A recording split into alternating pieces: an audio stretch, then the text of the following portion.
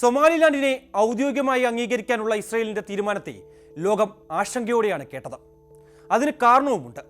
ഇത് വെറും ഒരു രാഷ്ട്രീയ പ്രഖ്യാപനമല്ല, മറിച്ച് ആഫ്രിക്കൻ ഭൂഖണ്ഡത്തിൽ പുതിയൊരു അസ്ഥിരതയുടെ വിത്തുപാകലാണ് ഇസ്രയേലിന്റെ ലക്ഷ്യം.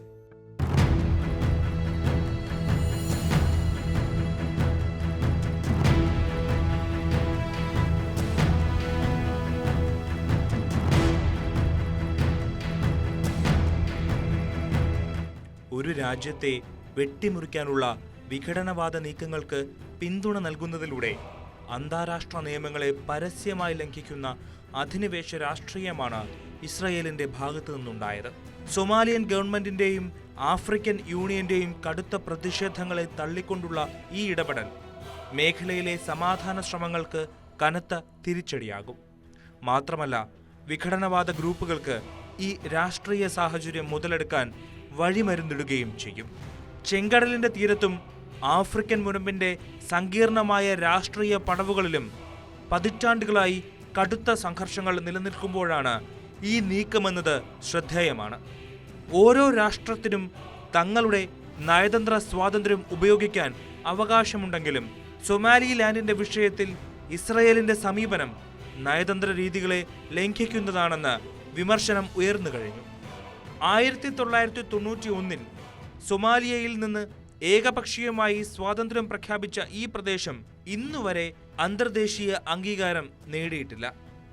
എന്നാൽ ഇസ്രായേൽ അംഗീകരിച്ചതോടെ സൊമാലിയയുടെ സ്വാധീനത്തെ വെല്ലുവിളിക്കാൻ സൊമാലിലാൻഡിന് കഴിയും.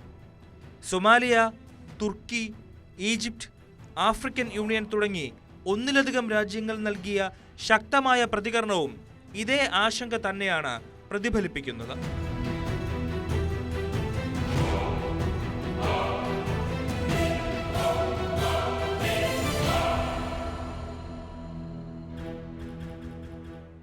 സൊമാലിലാൻഡിനെ പിന്തുണയ്ക്കുന്നതിലൂടെ ഇസ്രയേൽ പ്രദേശത്ത് തങ്ങളുടെ സുസ്ഥിര സാന്നിധ്യം ഉറപ്പാക്കാനുള്ള നീക്കമാണോ ആരംഭിക്കുന്നത് എന്ന ചോദ്യമാണ് ഉയരുന്നത്.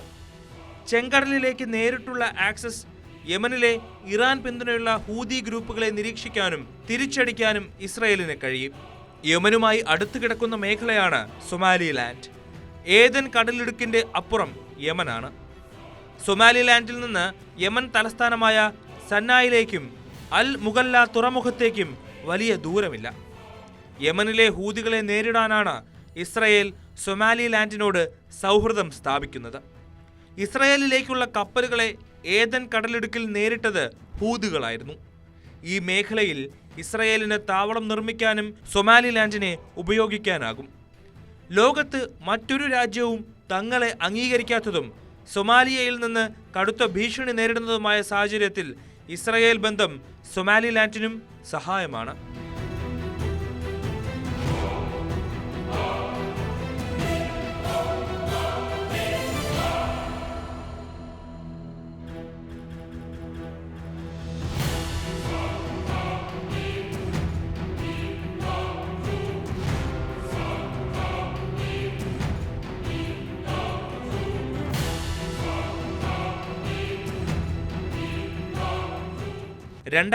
ലാണ് ഹിതപരിശോധനയ്ക്ക് ശേഷം സൊമാലിലാൻഡിന് ഔദ്യോഗിക ഭരണഘടന നിലവിൽ വന്നത്.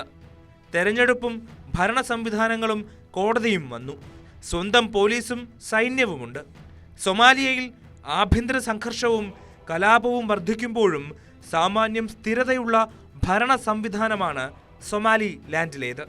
കഴിഞ്ഞ വർഷം അബ്ദുല്ലാഹി അധികാരത്തിലെത്തിയതോടെ അന്താരാഷ്ട്ര അംഗീകാരത്തിനുള്ള ശ്രമങ്ങളും നടന്നിരുന്നു. ലോകത്തെ തിരക്കേറിയ കപ്പൽപാത ഗൾഫ് ഓഫ് ഏദനുമായി തൊട്ടടുത്തു നിൽക്കുന്ന സ്ഥലമായിട്ടും അന്താരാഷ്ട്ര അംഗീകാരം ലഭിക്കാതിരുന്നത് വലിയ തിരിച്ചടിയായാണ് ഇക്കാലമത്രയും രാജ്യം കണ്ടിരുന്നത്. ഇസ്രയേൽ ഇവരെ അംഗീകരിച്ചതോടെ ഇത് വലിയ മാറ്റം കൊണ്ടുവരുമെന്നും വിലയിരുത്തപ്പെടുന്നുണ്ട്.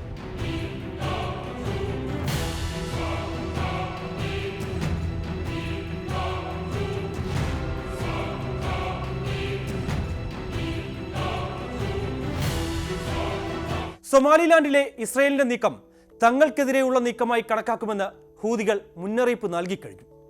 ഇതിനിടെയാണ് ഗാസക്കാരെ കുടിയൊഴിപ്പിച്ച് ഇവിടേക്ക് തള്ളാനുള്ള ശ്രമം നടക്കുന്നതായുള്ള വാർത്തകളും പുറത്തുവരുന്നത്. അങ്ങനെയൊരു നീക്കം നടന്നാൽ അതിനെ അംഗീകരിക്കില്ലെന്നും ശക്തമായ പ്രതിരോധം തീർക്കുമെന്നും സൊമാലിയ വ്യക്തമാക്കിയിട്ടുണ്ട്. എന്തായാലും ഇസ്രയേലിന്റെ ഇനിയുള്ള നീക്കങ്ങൾ പ്രദേശത്ത് സമാധാനം വളർത്തുകയായിരിക്കില്ല, മറിച്ച് പുതുയുദ്ധത്തിന്റെ വിത്ത് വിതറുമെന്ന കാര്യത്തിലും സംശയമില്ല.